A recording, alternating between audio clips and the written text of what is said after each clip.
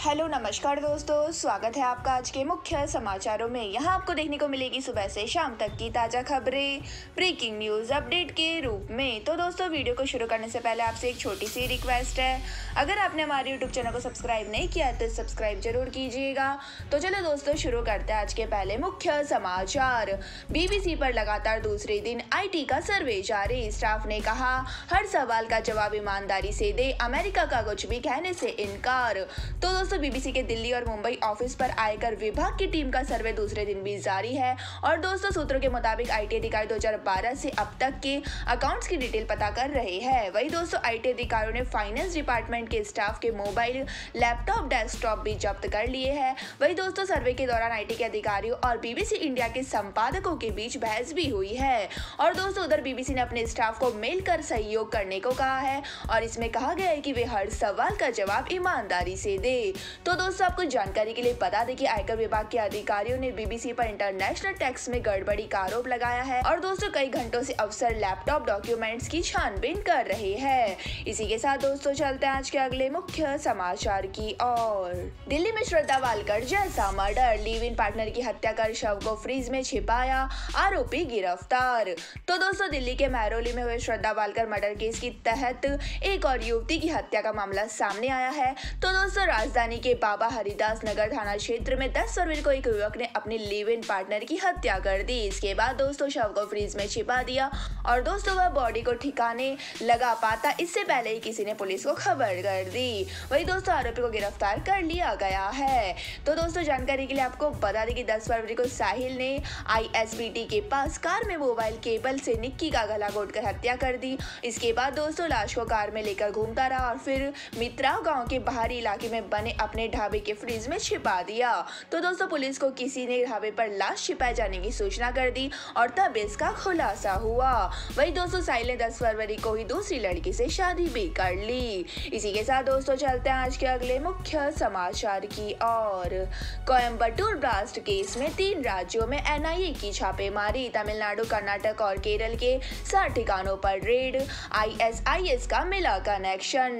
तो दोस्तों, Coimbatore car cylinder blast मामले में राष्ट्रीय जांच एजेंसी ने 3 राज्यों में छापेमारी की है और जांच एजेंसी ने यह छापेमारी तमिलनाडु, केरल और कर्नाटक के 60 से अधिक ठिकानों पर संदिग्ध ISIS समर्थकों के संबंध में की है। वही दोस्तों, अकेले कर्नाटक में 45 ठिकानों पर छापेमारी की गई है और दोस्तों, बताया जा रहा है कि NIA को IS से संबंध रखने वाले कुछ लोगों की जानकारी मिली थी। तो दोस्तों, जानकारी के मुताबिक इन लोगों को वीडियो के जरिए कट्टरपंथी बनाया गया था।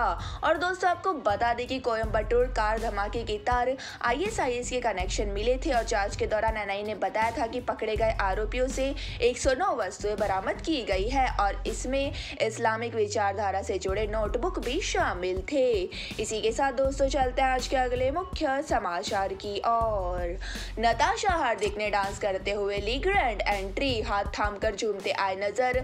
व्हाइट गाउन में खूबसूरत दिखी नताशा तो ब्लैक सूट में नजर आए हार्दिक।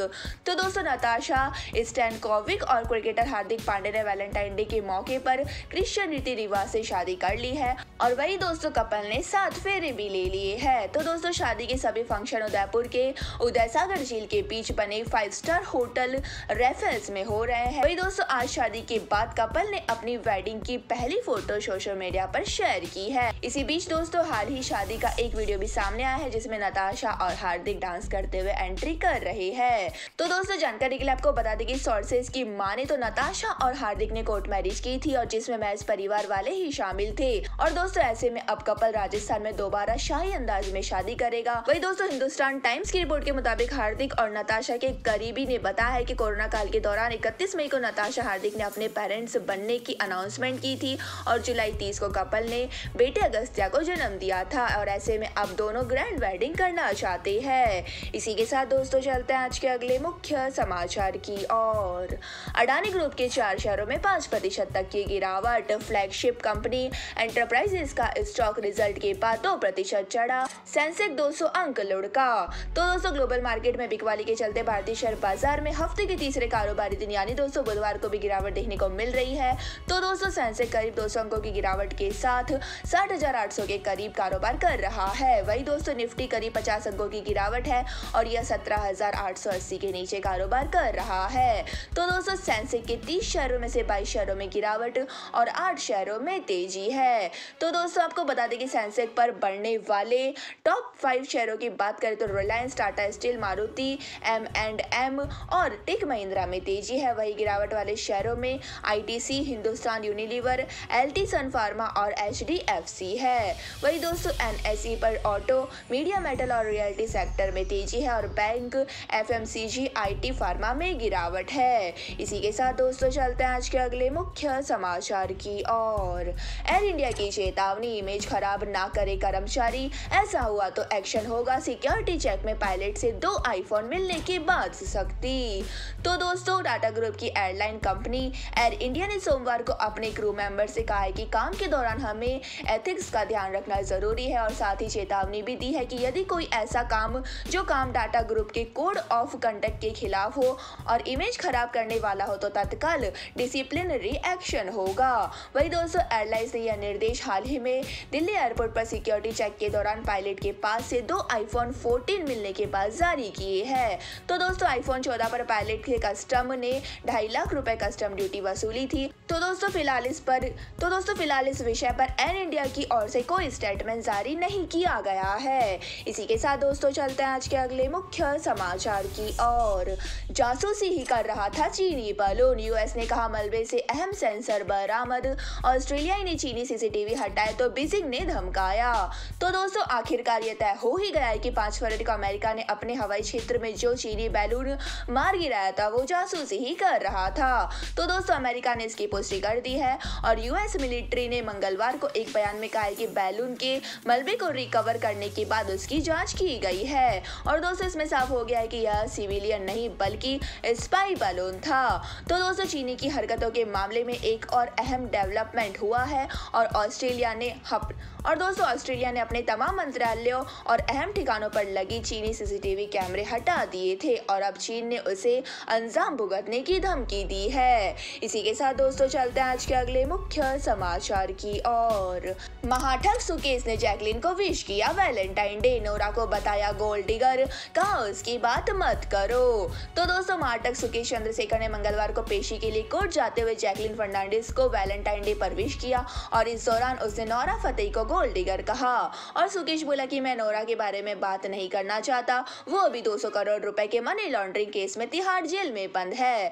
तो दोस्तों दरअसल 14 फरवरी को वैलेंटाइन डे के मौके पर सुकेश की पटियाला हाउस कोर्ट में पेशी थी और कोर्ट में दाखिल होते वक्त मीडिया ने उससे जैकलिन के बारे में पूछा। इस पर सुकेश ने कहा कि जैकलिन के पास यह आरोप लगाने के अपने कारण है कि मैंने उसका इस्तेमाल किया और जब सुकेश से पूछा गया कि क्या तुम अभी भी जैकलिन से प्यार करते हो तो जवाब में सुकेश ने कहा मेरी तरफ से उसे हैप्पी वैलेंटाइन डे। और दोस्तों इस दौरान जब सुकेश से नोरा फतेही के बारे में पूछा गया तो महाठग ने कहा कि मैं उस गोल्ड डिगर के बारे में बात नहीं करना चाहता, दोनों एक्टर से इस मामले में पूछताछ हो चुकी है। और दोस्तों कोर्ट में जाते हुए सुकेश का वीडियो भी सामने आया है जिसमें सुकेश गुच्ची ब्रांड की टी-शर्ट और जींस पहने नजर आ रहे हैं। और दोस्तों बता दें कि कोर्ट में उसकी संपत्ति की नीलामी के मुद्दे पर सुनवाई हुई है। इसी के साथ दोस्तों चलते हैं आज के अगले मुख्य समाचार की ओर। भोपाल में एक कॉल से मोबाइल हैक, आरोपी व्हाट्सएप के जरिए पैसे मांग रहा, पीड़ित के दोस्त से 1 लाख की ठगी। तो दोस्तों भोपाल में एक कॉल से मोबाइल हैक करने का मामला सामने आया है और घटना रविवार की है। वही दोस्तों पीड़ित प्रियंका गुप्ता ने बताया कि मेरे पास एक कॉल आया और बोला गया कि 5G नेटवर्क के लिए टेस्टिंग चल रही है, इसलिए मैं एक नंबर दे रहा हूँ, आप उस पर कॉल कर लीजिए। जैसे ही मैंने उस पर कॉल किया तो मेरे सारे कॉल और मैसेजेस उसके पास डाइवर्ट हो गए। वही दोस्तों प्रियंका ने बताया कि हैकर ने मुझे एक मोबाइल नंबर से कॉल किया और पूछा कि क्या आपके मोबाइल में 5G नेटवर्क अच्छा चल रहा है, तो मैंने जवाब दिया नहीं। इसके बाद ही दोस्तों उसने एक नंबर पर कॉल करने के लिए कहा और अब आरोपी व्हाट्सएप के जरिए मेरे दोस्तों से पैसे मांग रहा है और मेरे दोस्तों से उसने 1 लाख की ठगी भी कर ली है। तो दोस्तों आपको बता दें कि पुलिस भी इस मामले की छानबीन कर रही है। तो दोस्तों यह थे हमारे आज के मुख्य समाचार। इसके बाद दोस्तों बारी आज के माइंड क्यूज क्वेश्चन की। तो दोस्तों आज का माइंड क्यूज क्वेश्चन आपकी स्क्रीन पर आ चुका है। शून्य की खोज किसने की थी? जी हाँ दोस्तों, अगर आप जानते हैं शून्य की खोज किसने की थी तो फटाफट से हमारे सवाल का जवाब दे, कमेंट्स करें और जल्दी से जीत लीजिए एक शानदार सरप्राइज गिफ्ट आइटम। धन्यवाद दोस्तों, जय हिंद।